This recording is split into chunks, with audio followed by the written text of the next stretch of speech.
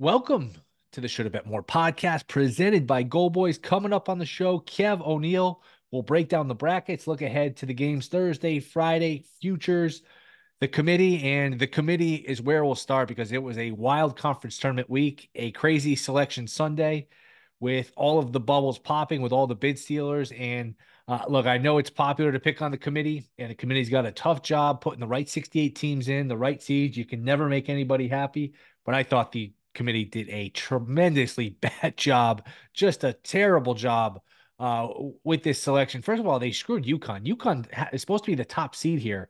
They are the top seed. They got the toughest bracket. They got to deal with Auburn, Iowa State, San Diego State, a tricky second round matchup, maybe between either FAU or Northwestern, Illinois on their side of the bracket. They got the hardest draw of all the one seeds. So that was a bad job. Putting Virginia in this tournament, I thought was a disgrace. They had no business being in this tournament. That's not a tournament team. 69 in KenPom. Meanwhile, St. John's is 25 in KenPom, 44 spots better, and they leave St. John's out. The Big East in general got screwed with Providence, St. John's, Seton Hall, Nova, all of the bubble teams in the Big East, who was second in KenPom, by the way, the conference was. Big East was second conference in KenPom, and they got completely buried here with the bubble teams getting left out, with UConn being really with a tough draw here. Now, I know they're going to be close to home, and they're going to get to play in Brooklyn and Boston, but I thought the committee did just a terrible, terrible job here.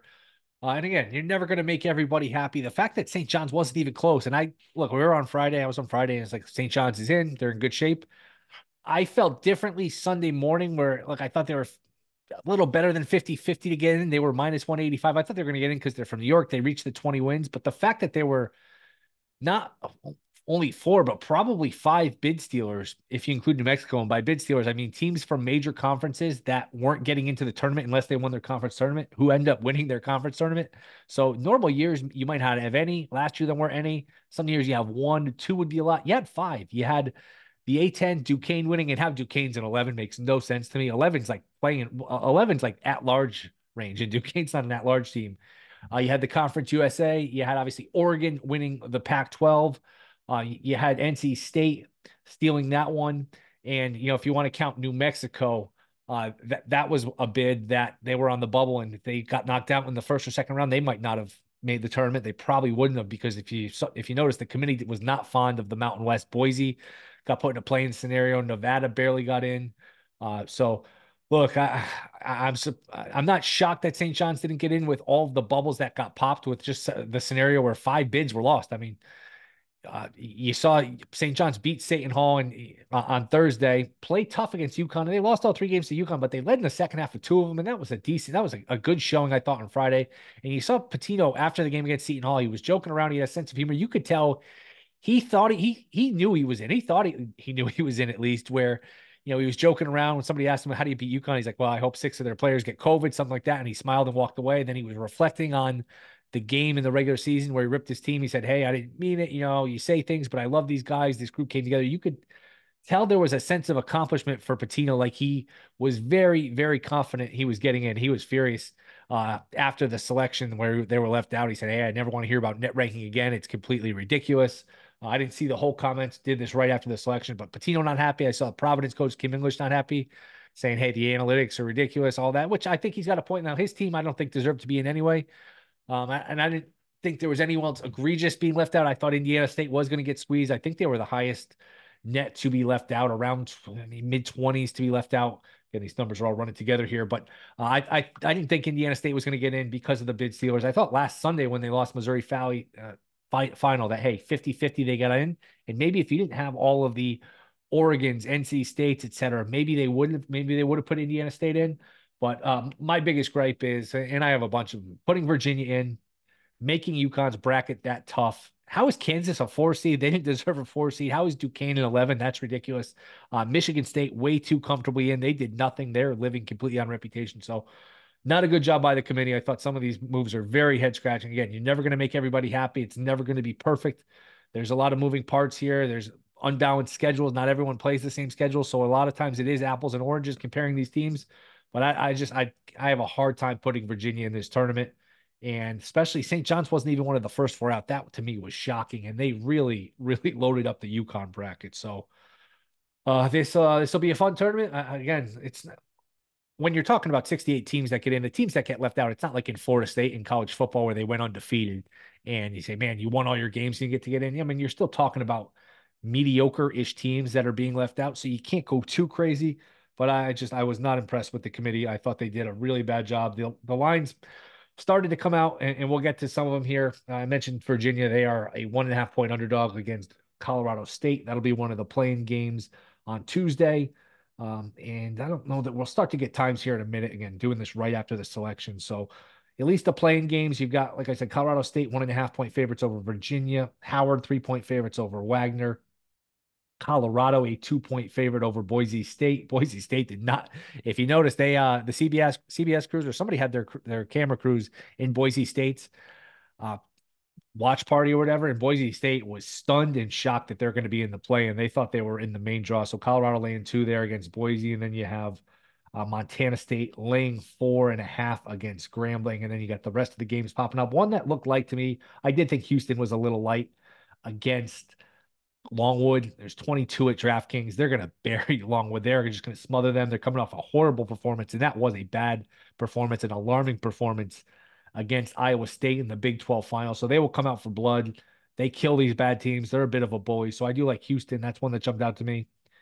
And the Purdue line is the Purdue line's not up because we don't have an opponent yet for Purdue. But Purdue, after losing in round 1 last year and losing to double-digit seeds 3 years in a row, they're going to be hyper focused. So whatever the number is with Purdue, I will be looking to lay it. But the committee, I thought, did some strange things in all sorts of ways. Who they put in, seeding, not balancing the brackets properly. This is not an easy draw for UConn when you have your side of the bracket with Illinois, Auburn, Iowa State, San Diego State, a tricky second round game. They might get Florida Atlantic in the second round. I know Florida Atlantic has not been good this year, but Florida Atlantic plays up to the competition and down to the competition.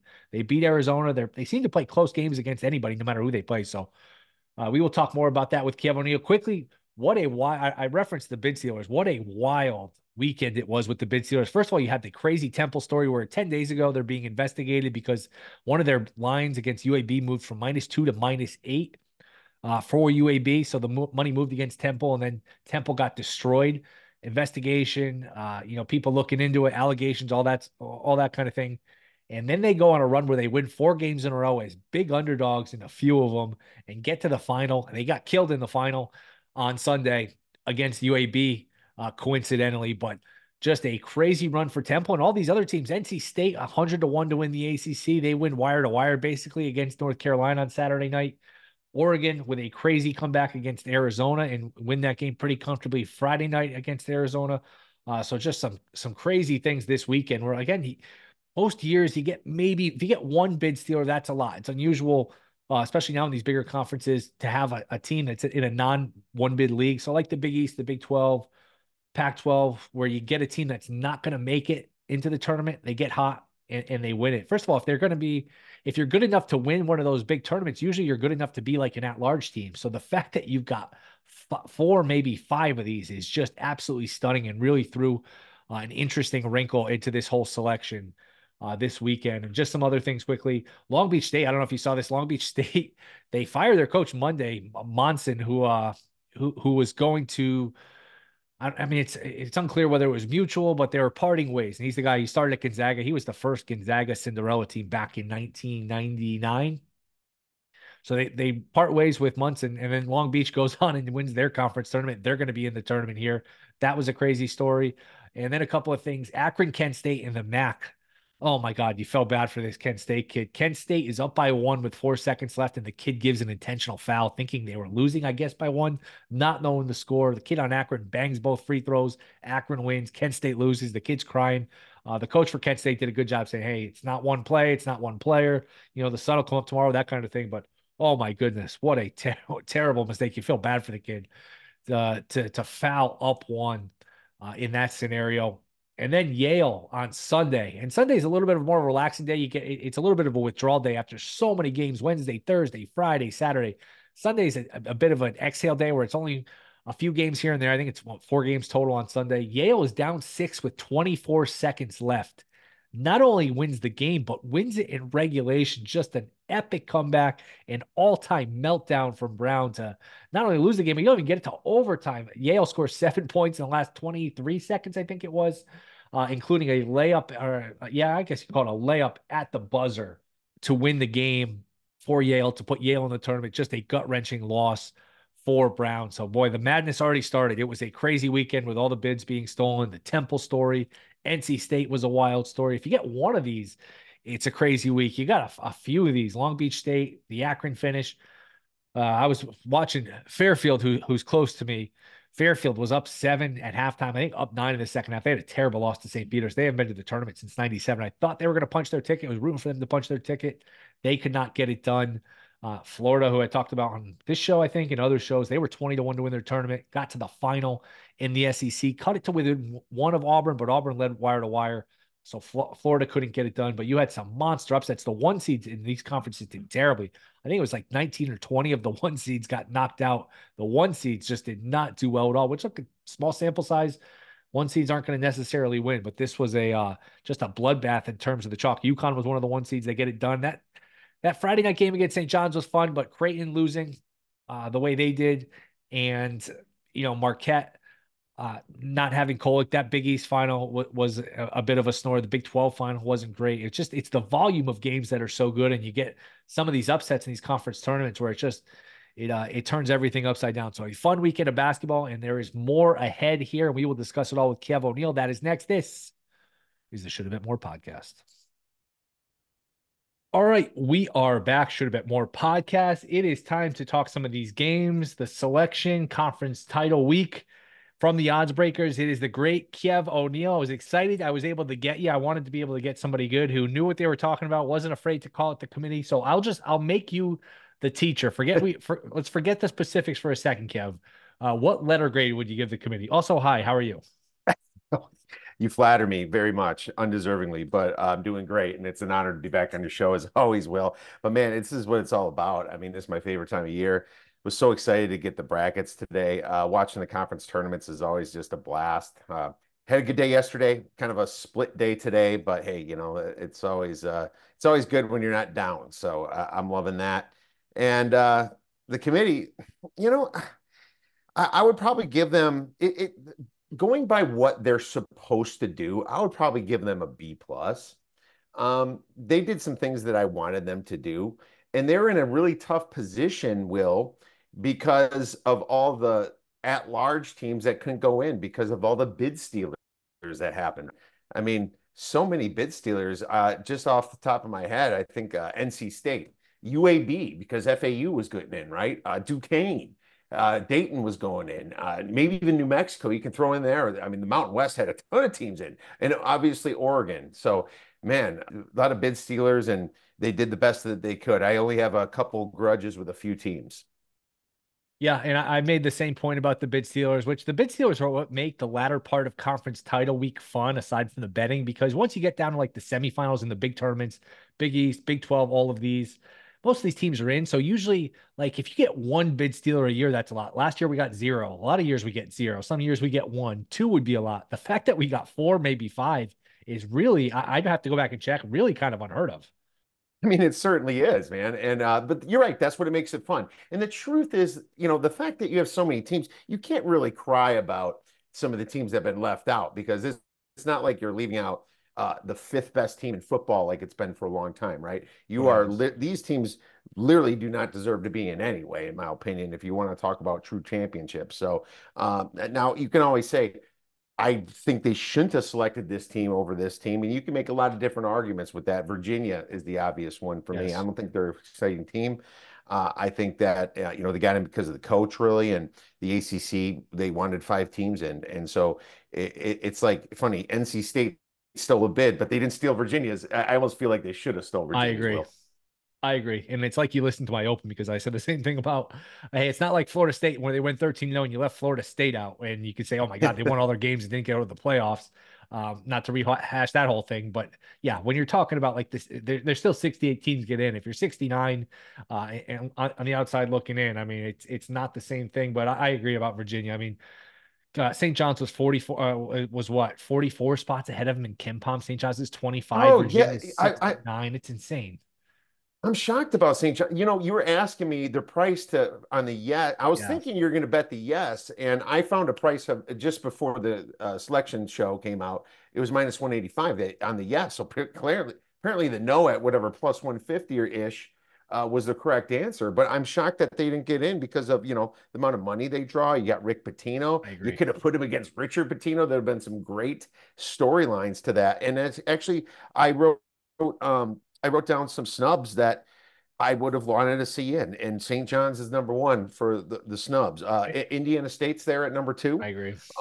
I think that App State was a very good team, and I would like to see those kind of teams rather than teams like Virginia, Boise State, and a couple of those other teams. I thought Pitt had a little bit of a nice little run there in the tournament until they hit North Carolina. And it's funny if you talk about recency, there's teams in this tournament that I would, obviously I would bet Ohio State over some of these teams that are in, Sure. right? I would bet USC even over some of these teams, but the fact that they're being punished for their season, I totally understand that. It's just a certain way of looking at it.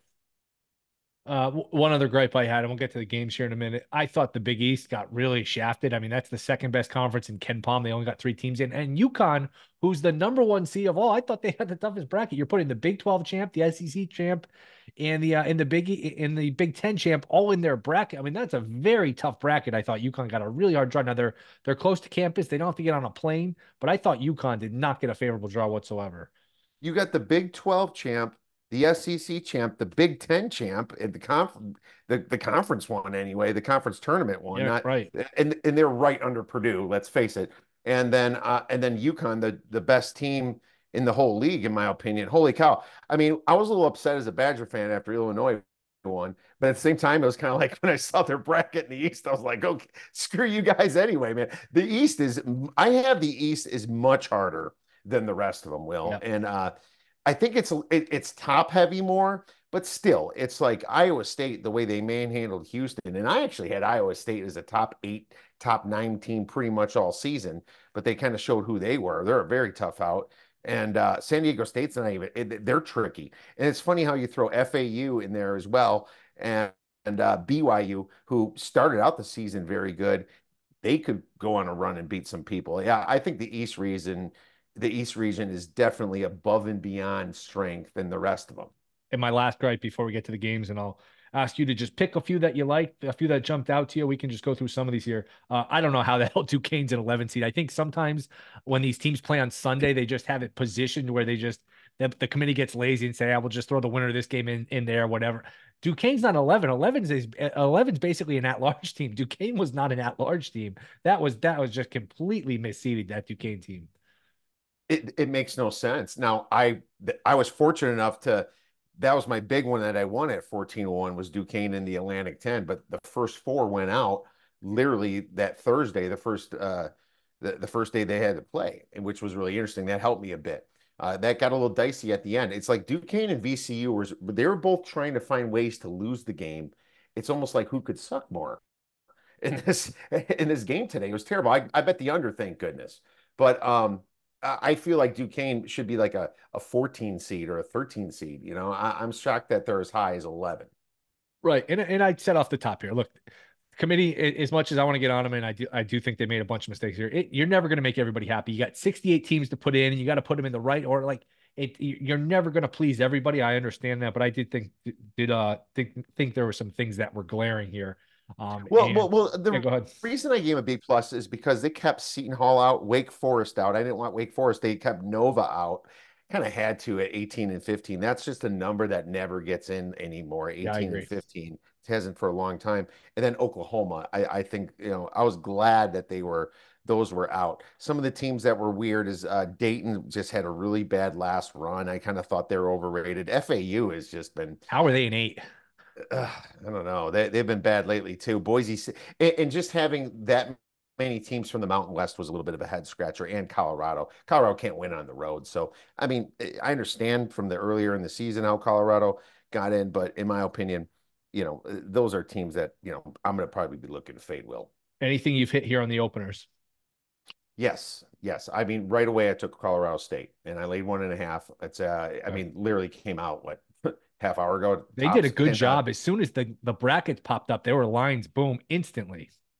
yes, there's lines in stands still sitting there on DraftKings, Colorado State -1.5. I'm wondering where it's going to close. I mean, now you're not going to, I didn't get any of my efficiency sites data. These are just known from my head and from power ratings and things like that. Right. But, Colorado State's a ways above Virginia. Virginia, just on Ken Palm themselves, if I can find them, is number 69. That's not good. No, Colorado State is 38. So, I mean, that's almost double the position. Yeah, this should be a 3.5 point spread here. I took it at 1.5. I took it as a pretty big play. I agree too. I'm going to actually bet this now too. Thing that scares me, Virginia, sometimes now I think this game's Tuesday, but sometimes this happens where the team that doesn't belong in actually wins a game or two. I don't know if it's they hear for a few days, hey, they don't belong in, they stink, they're no good, and nobody Mm. believes in us. And there's a little bit of an extra motivation factor, which sounds strange in the tournament, but there is that element. But I'm with you. I'm probably going to play Colorado State on this one. Anything else you like? Yeah, I just made a few plays.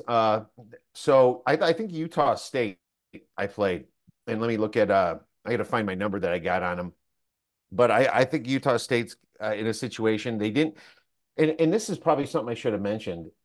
Historically, conference tournament winners do not do as good in the NCAA tournament. I'm a big believer in mental fatigue and emotion and letdowns and things like that.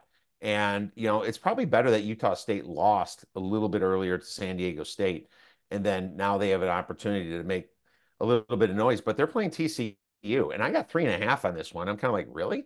I think Utah State, not necessarily a great team, but TCU has really faltered down the stretch. I mean, they're only beating teams like West Virginia and Oklahoma, Cincy at home, I guess, but geez, losing to UCF at home, that's pretty bad. Using to Texas Tech, not a big fan of Texas Tech. I think 3.5 is a little too high for a TCU team that has just kind of faltered lately. And I do like I like the coach. I do like Jamie Dixon, but the thing about Utah State is they have the height to compete with TCU with the Horned Frogs, being that they have Johnson, big 7-foot center there as a backup, and a great Osabar. He is a 6'8" junior that is a rebounding machine. So I think that they're going to do well against TCU. Let's go through some of these potential upsets because everyone does it. You want to pick out those potential upsets, or that's what the tournament's all about. But there's the upsets that happen, and there's the upsets that everybody pick. Now, sometimes everybody picks it and it happens. I remember, I don't know, was it Vermont Syracuse a while back? Taylor Coppanath, everybody picked it again. That's a long time ago. But there have been other examples where everyone picks and it does happen. But you know what I mean, where a team they're a little Sure. too trendy. McNeese against Gonzaga, Gonzaga laying 6. I'm just going to rattle them off here. I could see Grand Canyon getting 5.5 against St. Mary's. People could pick Grand Canyon. Charleston against a Bama team that's really struggled. Bama's laying 10.5. Well, I don't know that people pick Vermont against Duke. James Madison against Wisconsin's not a huge upset. Samford getting 8.5 against Kansas, I could see being trendy. Kansas is not a vintage team. So I threw 5 at you. Which ones do you think could happen? Which ones you want no part of? I don't want no part of James Madison, Wisconsin, Will, because I think that the whole world is going to pick this 5-12 upset. And to be honest with you, I'd probably rather pick Wisconsin, a better chance in this situation. Everyone loves James Madison, obviously, even dating back to football season and how good their run was before they got injured. But James Madison does play good defense, and they're a good team. But at the same time, Wisconsin's playing pretty hot right now, and they lost their tournament game at the end here to Illinois. Very spirited effort, and that was just neck and neck all the way to the end. The way they beat Purdue, they should have beat Purdue by more points than they did. But a lot of people are going to be picking James Madison, and I think if you want to win your bracket, or at least be up by the Sweet 16, maybe you be the contrarian and actually pick the 5. I think this spread's going to drop down to 3.5, and that's when I might fire on Wisconsin here, because the truth is Wisconsin plays better basketball right now, and they're hot. James Madison, I like them, but they're just not top quality in my opinion. So that's going to be the biggest one in my opinion. A couple other ones. You mentioned Alabama. I definitely do not want to be on Alabama this year. Charleston's going to be probably a somewhat trendy one, but I think people will still just gravitate back to that 4 seed in Alabama. So I found that interesting. I'm really bummed about the Gales playing the Lopes, man. I wanted the Lopes in Grand Canyon to face somebody else, but Committee to be always able does this. They put the two feisty mid majors against each other, so one of them gets knocked off. I know it's frustrating, and I'm really bummed about that one. I'm torn because I wanted to pick the Lopes and before even the brackets came out, but this one I might just have to go back to St. Mary's in this situation. I have to handicap that one a little bit more. Um, Other ones, you have UAB against San Diego State, which could be a trendy 5-12. And like you said, McNeese versus Gonzaga. Gonzaga, when I kind of was fading them, they got hot. And then obviously they lost to St. Mary's in the tournament there. Which Gonzaga shows up? The one that beat Kentucky or, the one that's going to falter and not score any points like you just saw? McNeese, I like them too, but man, this could be another trendy one that you might want to stay away from. Anything else jump out to you from the bracket in general? I know a lot of people thought the West is really weak. Um, The easiest. I yeah, have the you think West is so? the easiest bracket. Yeah, I agree. I think North Carolina is hit or miss.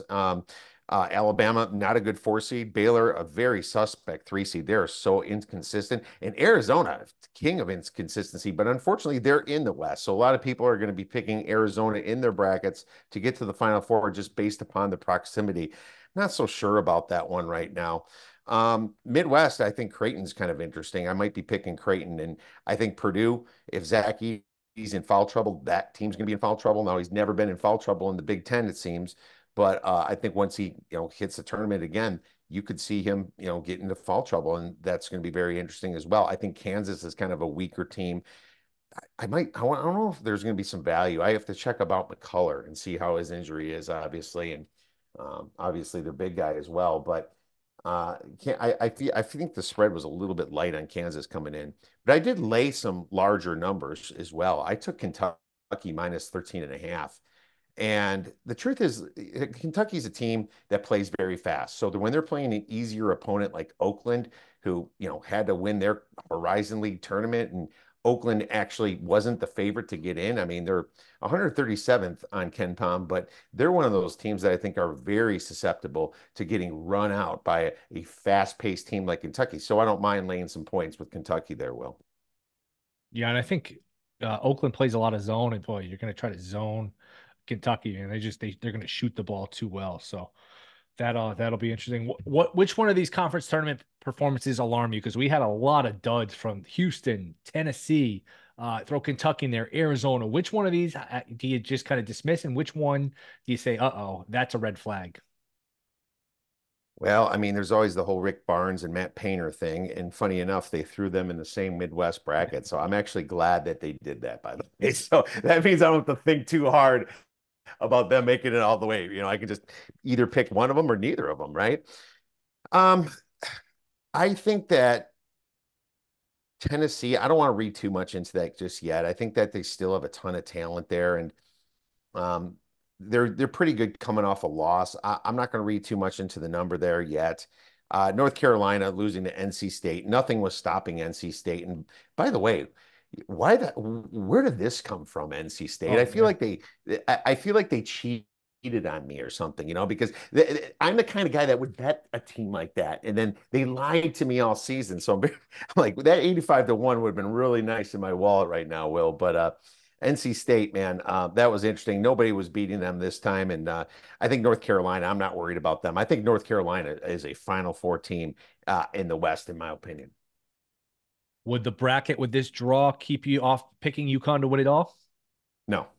Still going to pick No, them. UConn's proven that I believe that they're in the toughest one last year as well.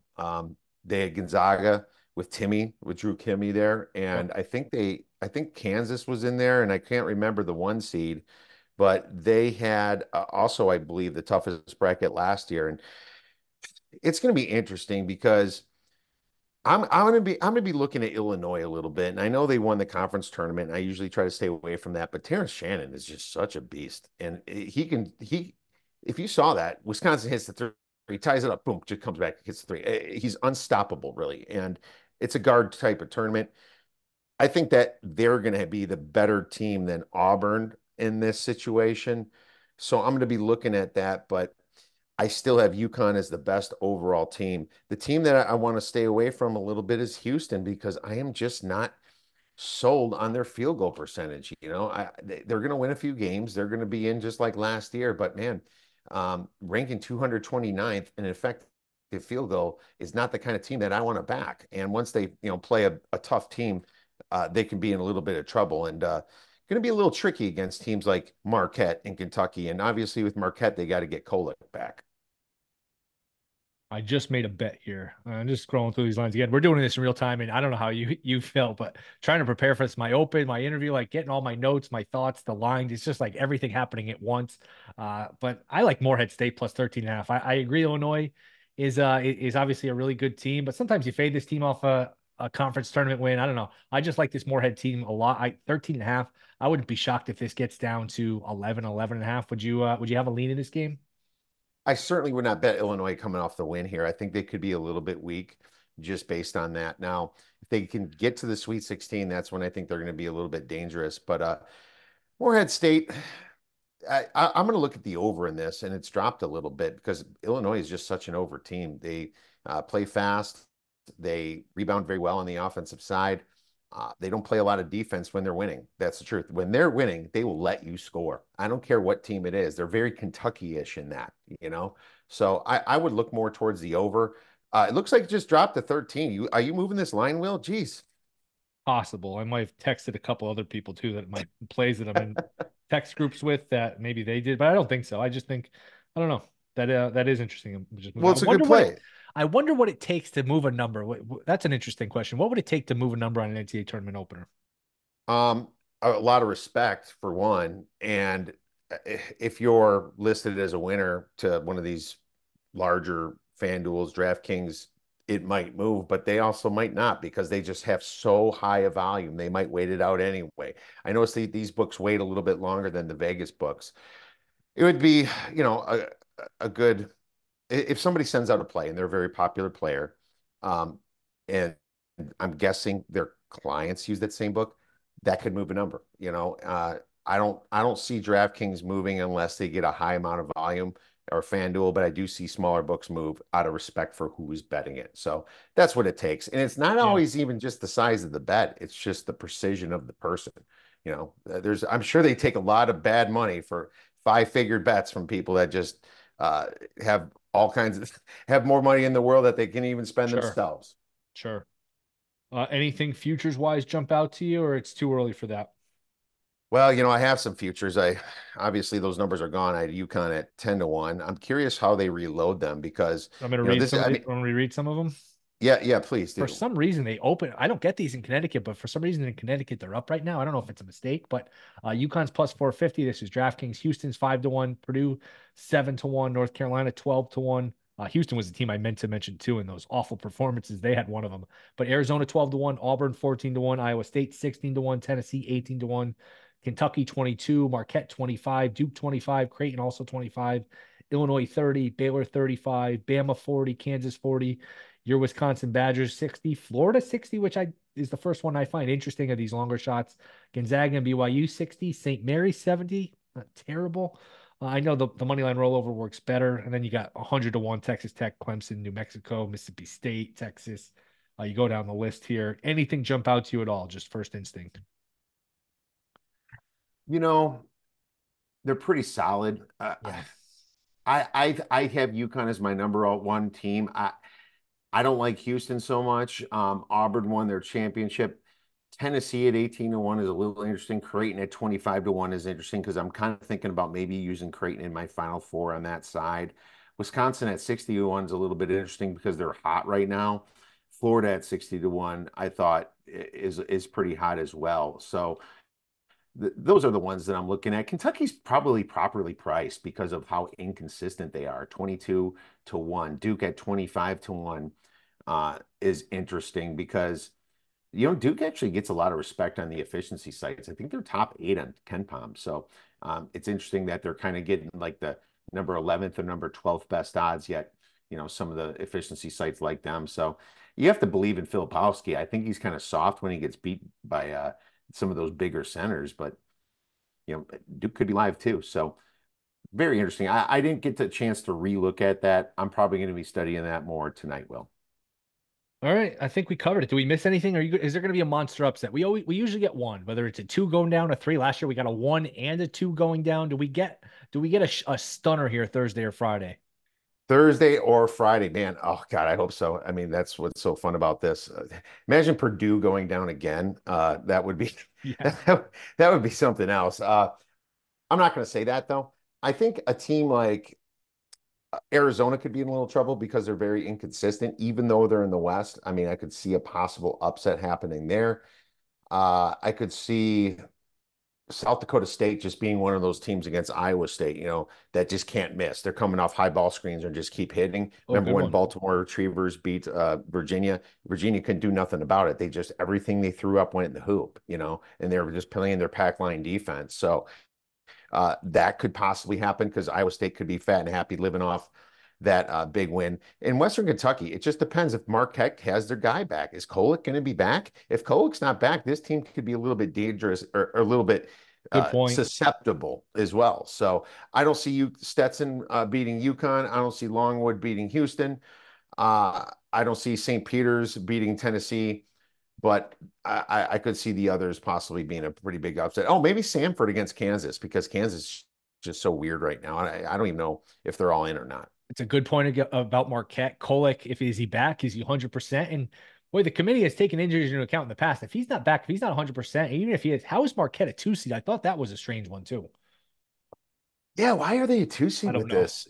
I don't It's know. weird. And I Like don't know how are Auburn and Kansas both four seeds? Like those are not equal teams. I just don't get some of the seeds. Again, it's hard to do this perfectly, but I don't know, some strange things I thought. you would assume if Marquette was going to be a two, that Seton Hall or St. John's would be in, or one of them. You know, Yes. it's like why is UConn one, Marquette two, and Seton Hall Right. wins against them Great doesn't point. count for anything? What? Yeah, that makes a little no sense. I think they're just trying to put a little love towards the Big East and try to even it out a little bit because they were shorthanded. So yeah, the committees make a few mistakes. Maybe I just give them a B or a B minus instead of that B plus. But you know what? When it's all said and done, you got to get to the Final Four and you got to play the best teams at some time. And I'm hoping for a fun tournament and a lot of upsets. But one thing to keep in mind, Will, those first half unders, they're going Yes. to get hit. Yep. But I'll tell you right now, you're going to look at them and they're going to be lower than you think they should be. Yes. I think they're still going to go lower. I think that it's going to get hit either way, and then you can probably make a play on them and then make a decision a little bit later in that day if you want to buy back. Because as low as these books are going to put them out because the cat's out of the bag, they still might go even lower than the initial line. Or if, and I noticed this with Duquesne today in the A10 final, like 60 and a half for the first half total. You get that first 4 or 5 minutes where it's like 5-2, 6-2. Then they adjust it where it's like the live total's 50 and a half. You open himself a nice middle because sometimes those first few minutes there's jitters, getting used to the rhythm, the backdrop of the court, all those things. And you get a slow 3 or 4 minutes. And then you got a really nice middle if you want to get cute with it. Oh, absolutely. I mean, I think going for middles is fun. And, it also lessens your exposure a little Yep. bit. You don't have to bet all these games, guys. Just bet a few. Live bet some of these. You're gonna find some value on some of the teams that are losing, in my opinion. You might find some value on some teams that are winning. Obviously, there's a point where this team's gonna lose and they were the favorite. That happens all the time. You saw it with North Carolina. You saw it on some of these big upsets that just happened during out the tournament. But uh, I think live betting is a great solution as well. And if you're not giving out picks to people or selling them, I think it's a great way to approach it. Kev, you're the best, man. Appreciate you coming on. Are you going into the lab to get started on these games, or are you going to take it easy and just kind of get ready for the tournament at a leisurely pace here? Oh, I got a lot going on. I have a show tonight to talk about the brackets. We're Okay, going to talk about all different kinds of bracket challenges. At the OddsBreakers, we do a free one where we're giving away $500. So there you if you're go. listening to this show, real quick to sign up and just to autofill your bracket and move the stuff around. You can get that done in 2 minutes. And we're going to give away money from first to fourth place. And we also have a deal with the SZN, the season.com, where we're going to have an upset bracket. An upset bracket is where you minus the seed. So if a 12 seed beats a 5 seed and you pick that, you also add the score of 12 minus 5. And I think that's a little bit more challenging and fun as well as a survivor bracket. So we're sponsoring one of those at the season. And we're really excited about that, offering a discount to any new signups over there. Oh, I like that. It tempts you into playing some of the bigger upsets and say, hey, maybe I'll go for a 14 or 15 to win. I like that. And yeah, anyone that hasn't played Survivor, if you can get in a Survivor pool, do it because that one's a lot of fun too. It's just there's so many moving parts of the Survivors. There's some big pots, so Survivors are a lot of fun as well. And Will, you would have crushed it last year with FAU and San Diego State, man. You would have crushed it last year uh, in that situation because those seeds would have all you at the Final Four. You probably would have won it. Yep, it's the best time of the year, Kev. Enjoy it. We will be looking for all your stuff. I'll probably be listening to your podcast later, trying to copy off your paper as I usually do. But appreciate you coming on. We'll catch up here down the road. All right. Best luck, everyone. All right, that will do it. Thanks to Kev O'Neil. Thank you guys for listening. Don't forget to rate, review, subscribe. I'm sure we'll be back and do another one before the tournament starts, just because it does start on a Thursday. To release on Friday doesn't make a lot of sense in terms of like, hey, I want to give out my picks, my final four picks against the spread. So I do want to come back before the tournament starts on Thursday to give some picks. So I will see you at some point, probably Wednesday, whether it's a solo pod or with a guest. I'll talk to you before the tournament starts. See you then.